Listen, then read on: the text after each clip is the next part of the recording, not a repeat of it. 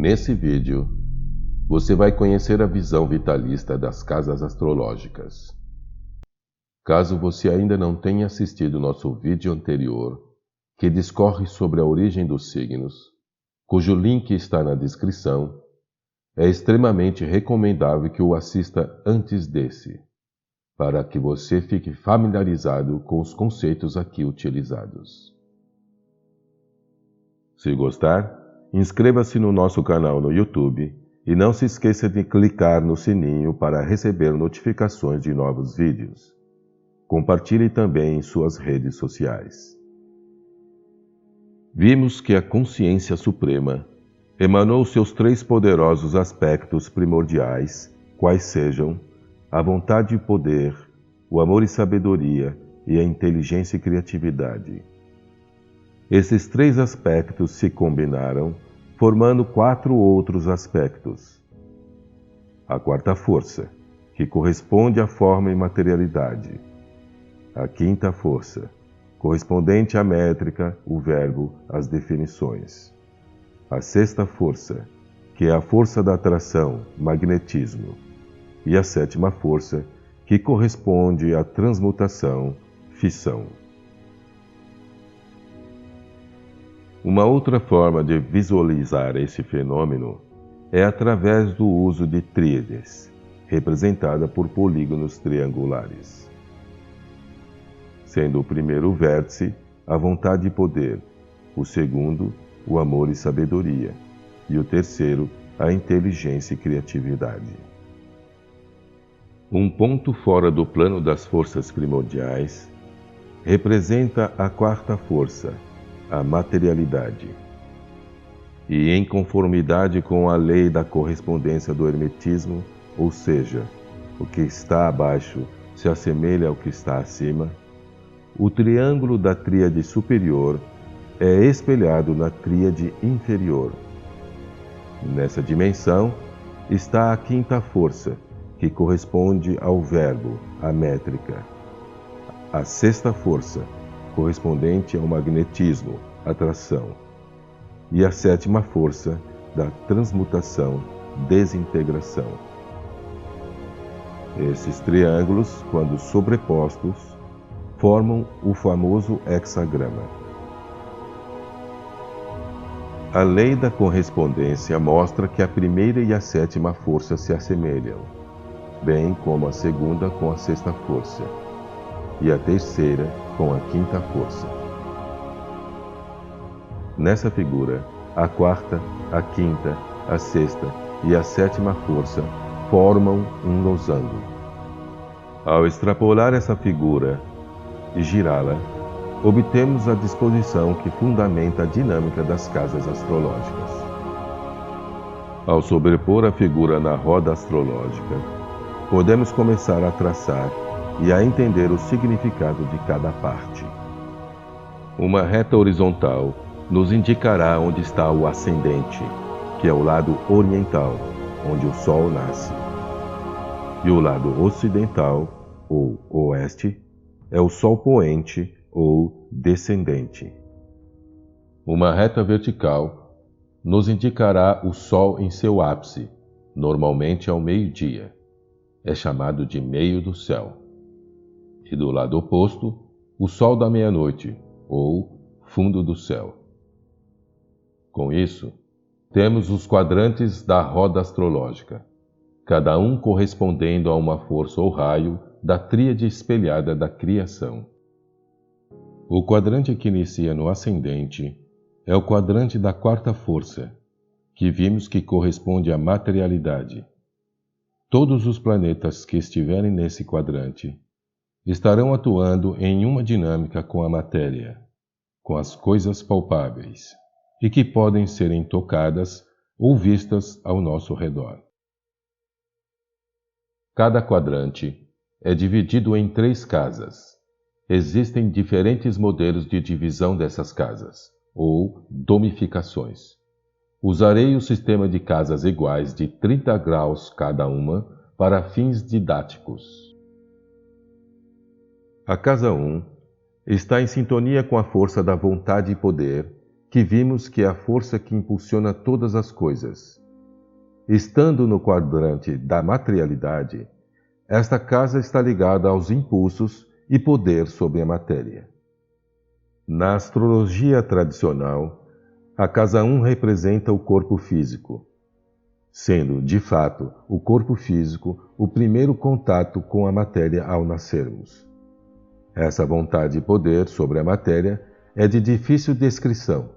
Podemos, por analogia, chamar do que os antigos egípcios conheciam como um Ka, na Índia, de Prana, na China, de Chi, uma força vital na qual, quando fraca, resulta em doenças, como Fírmicos, Al-Biruni, William Lilly e outros afirmavam.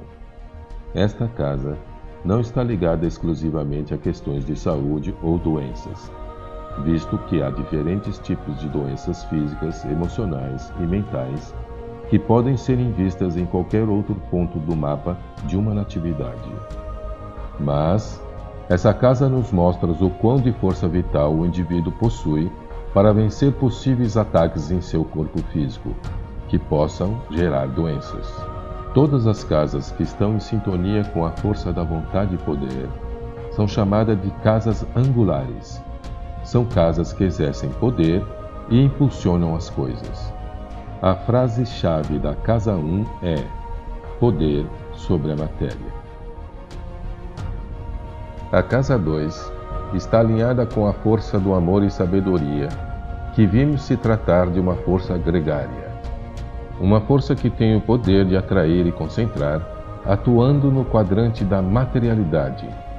Por isso, essa talvez seja a casa de mais fácil compreensão. Al-Biruni a chamava de casa da nutrição, do sustento. William Lilly chamou de casa dos bens, da riqueza. E os astrólogos modernos de casa das posses e assuntos financeiros.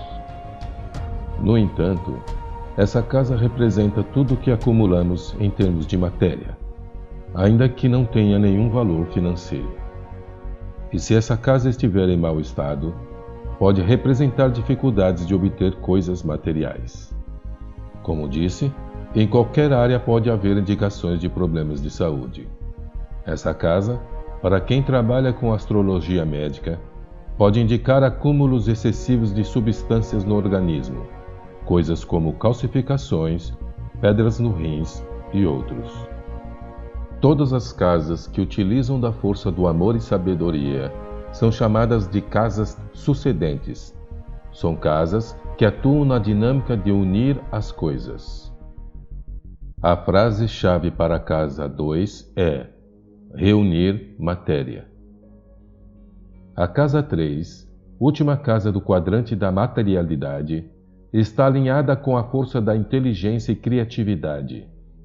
A inteligência e criatividade é o que usamos para observar, identificar, nomear, classificar, entender as coisas. E a materialidade representa também tudo aquilo que está ao alcance de nossos 5 sentidos. Sendo assim, essa casa representa a proposição, o entendimento do ambiente ao redor. Os astrólogos medievais chamavam essa casa de casa dos irmãos, vizinhos, pequenas viagens. Os mais modernos, de casa da comunicação. Todos esses significadores estão ligados ao ambiente próximo e à forma a qual interagimos com ele. E essas interações enriquecem nosso leque de conhecimento das coisas cotidianas. Todas as casas que utilizam da força da inteligência e criatividade são chamadas de casas cadentes. Muitos astrólogos dão o significado de cadente como uma coisa que cai, e por isso as casas cadentes são consideradas fracas. Mas, na astrologia vitalista, cadente é aquilo que dá cadência, ritmo, direção, significado, propósito. Portanto, as casas cadentes são de grande importância para que a força impulsionadora das casas angulares e a força gregária das casas sucedentes tenham qualidades. A frase-chave da casa 3 é definir a matéria. O quadrante oposto ao quadrante da materialidade atua em sintonia com a sétima força, que vimos tratar-se da força que transforma, transmuta, desintegra, provoca cisão. Planetas que estiverem nesse quadrante estarão atuando em algum processo de transformação, de divisão de algo. A casa 7, tanto na astrologia tradicional quanto na astrologia moderna, fala de parcerias, incluindo casamentos, contratos, acordos. Fala também de guerras e inimigos conhecidos. Ao contrário da casa 1, onde você tem o poder sobre a matéria, a casa 7 é onde acontece a divisão do poder.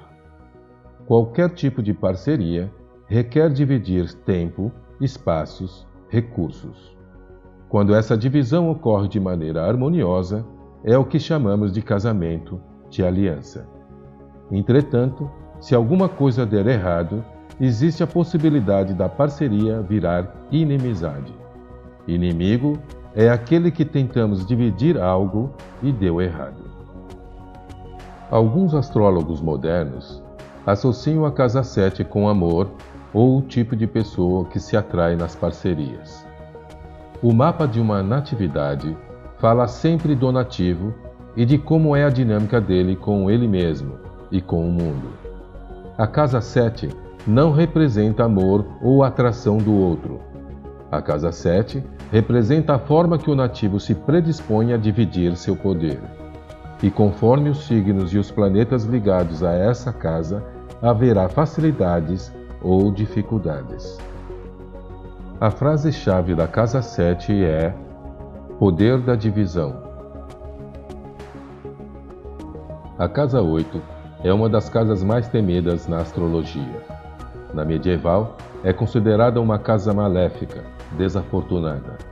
Fírmicos escreveu que nenhum planeta rejubila nessa casa, a não ser a Lua em mapas noturnos. Chamada de Portal do Inferno, a casa 8 é associada à morte, assassinato, envenenamentos, medos e angústias. Fala também de heranças e bens de terceiros. Na astrologia moderna, além dos significadores já citados, associam com rendimentos, impostos e sexo. A casa 8 é de fato uma casa de equilíbrio delicado, pois as forças desintegradoras do sétimo raio está sendo contida pela força gregária do amor e sabedoria, o que a torna uma verdadeira caldeira. Ao contrário da casa 2, onde a matéria é acumulada formando um bloco, aqui há uma cisão, uma divisão controlada. Erros de controles dessa casa resultam em perdas. Nosso corpo é como uma usina de divisão celular. A perda de controle dessa usina representa a morte. Doenças degenerativas podem ter seu gatilho vistos nesta casa. Essa casa representa também o controle sobre as divisões dos bens. A maneira que esse controle é feito depende dos signos e dos planetas envolvidos com essa casa. A frase-chave da casa 8 é controle das divisões. A casa 9 está relacionada com a força da inteligência e criatividade, atuando na força do sétimo raio, que é a força da transformação, da cisão, das quebras. Enquanto na casa 3 obtemos o entendimento do ambiente ao redor, na casa 9 acontece a quebra desse entendimento. E nada pode contribuir mais para essa quebra do que a filosofia. Filosofia essa no sentido global da palavra, que engloba qualquer corpo de conhecimento.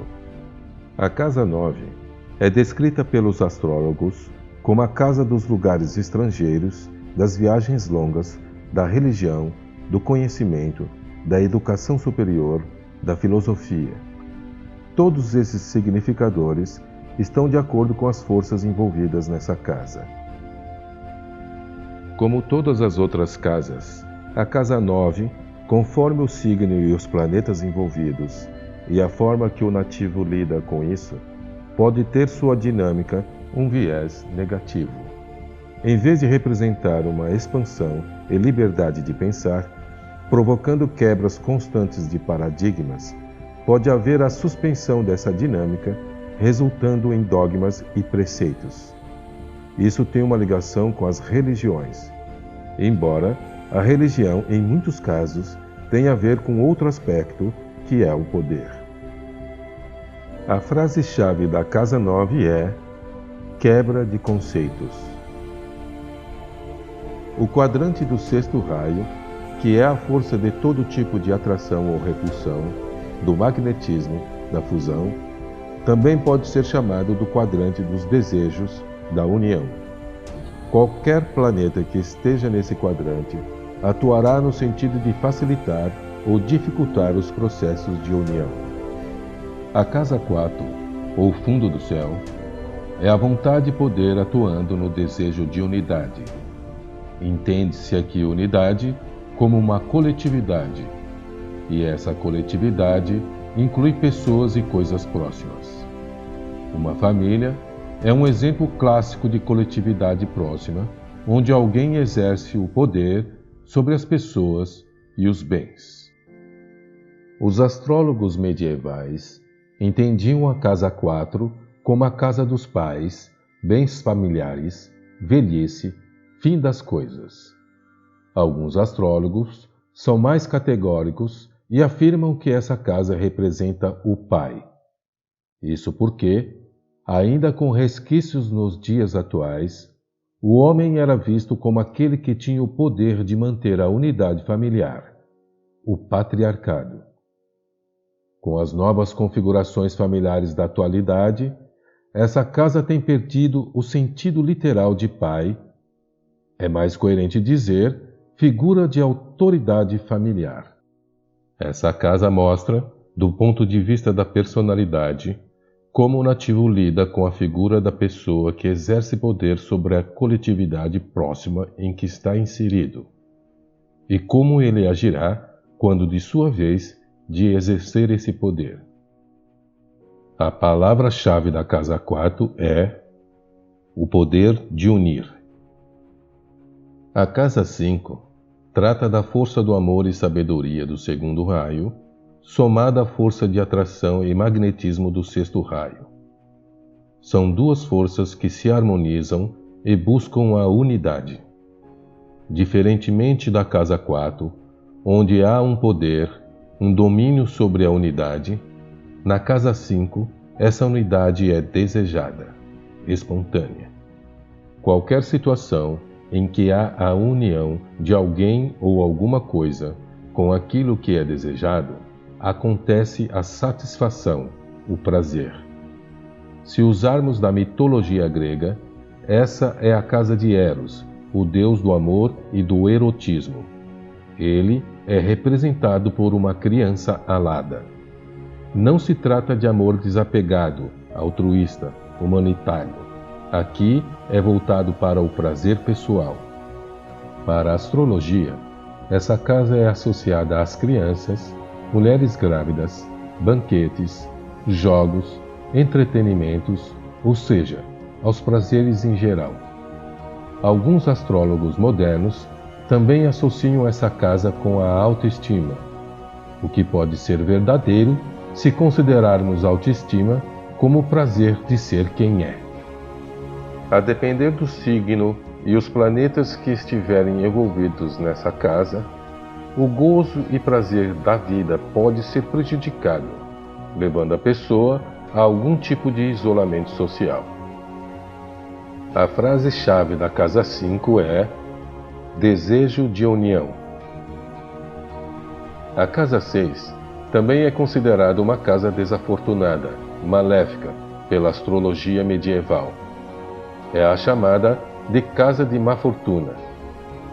Ela fala de doenças, escravos ou serventes, destruições, defeitos físicos, pequenos animais ou animais domésticos. Isso porque, à semelhança da Casa 8, a Casa 6 atua com forças divergentes. Enquanto a força do terceiro raio, inteligência e criatividade, é fria, autônoma e busca o estabelecimento de leis, regras, e a compreensão das coisas, a força do sexto raio, força das atrações, dos desejos, é quente, unificadora e necessita de espontaneidade. Dessa forma, o prazer espontâneo da casa 5 passa a ter regras na casa 6. O prazer, quando submetido a regras, deixa de ser natural, deixa de ser prazeroso e passa a ser rotineiro. Nessa casa, pode ocorrer a perda total do prazer, levando à depressão e a todas as enfermidades ligadas a ela.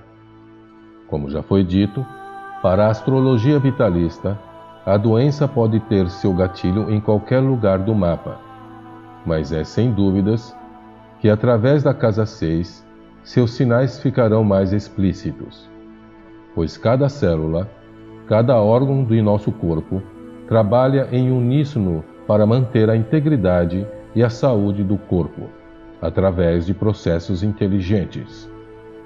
Um desequilíbrio desse controle resulta em doenças. A frase-chave da casa 6 é unidade sob controle. O quadrante do quinto raio, ou força que a tudo define, a métrica, a palavra, o arranjo, a precisão, é o quadrante abstrato, o quadrante das subjetividades, das ideias. Qualquer planeta que esteja nesse quadrante atuará nas questões referentes ao mundo das abstrações. A casa 10 é a casa onde se encontra o meio do céu, onde o Sol está em seu ápice, e o Sol remete à ideia de realeza, glórias, honrarias, reputação, fama, poder, imponência, triunfo.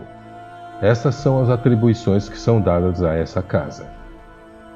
Ativada pela força da vontade e poder e a inteligência e criatividade, essa casa é considerada por fílmicos a casa de maior influência. Mas é bom lembrar que estamos no quadrante das subjetividades. Fama, status social, glórias, são coisas almejadas e proporcionais ao que uma sociedade considera como relevante para esses atributos. Portanto, são valores abstratos. Ao contrário da casa 4, onde se tem um poder de fato sobre uma unidade, um coletivo, aqui o poder é idealizado.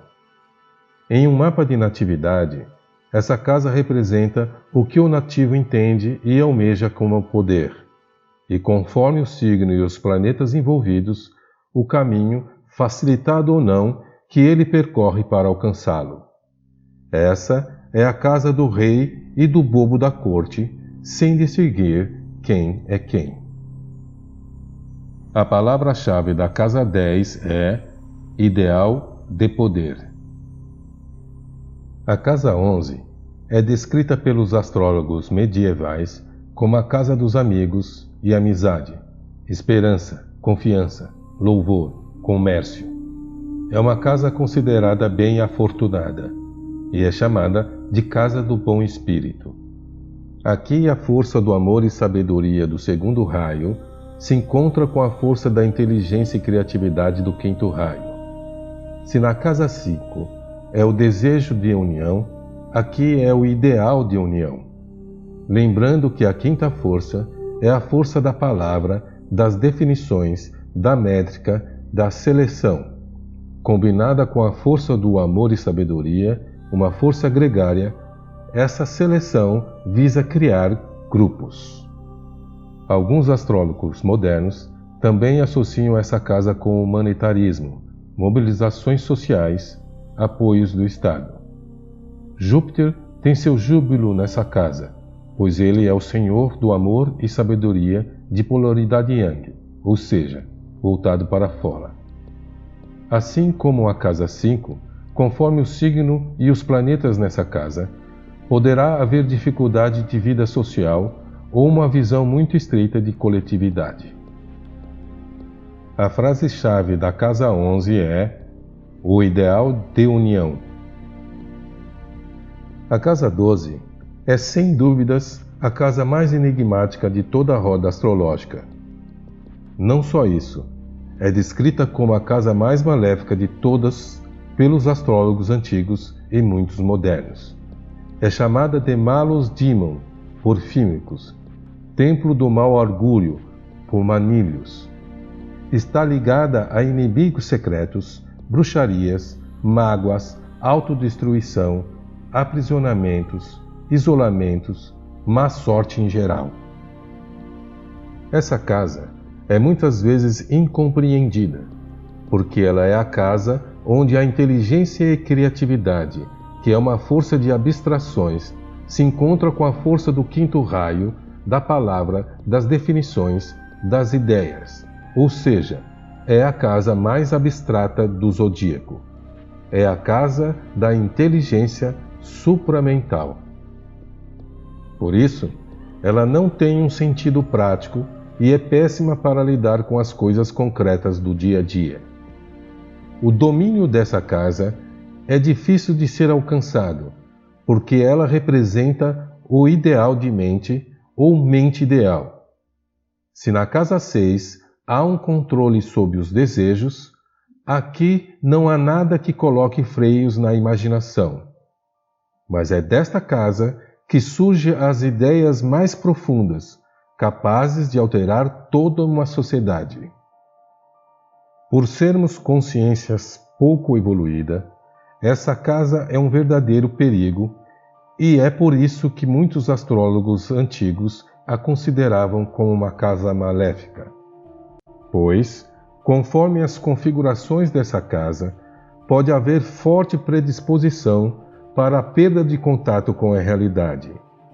Doenças mentais como esquizofrenias podem ter seu gatilho ativado por esta casa. Por outro lado, qualquer pessoa que domine essa casa alcança o que Jung chamou de si mesmo, ou o eu superior. A frase-chave da casa 12 é a mente ideal. Com isso, finalizamos o entendimento primordial das casas astrológicas. É muito importante não confundir o entendimento das casas com o entendimento dos signos. São coisas distintas e não pode haver confusão entre seus significados. Cada planeta possui seu atributo, e esses atributos são melhor expressados conforme a casa que ele se encontra. Quando um planeta se encontra em uma casa que facilita sua expressão, chamamos de casa do júbilo do planeta. Mas esse é um assunto para outro vídeo.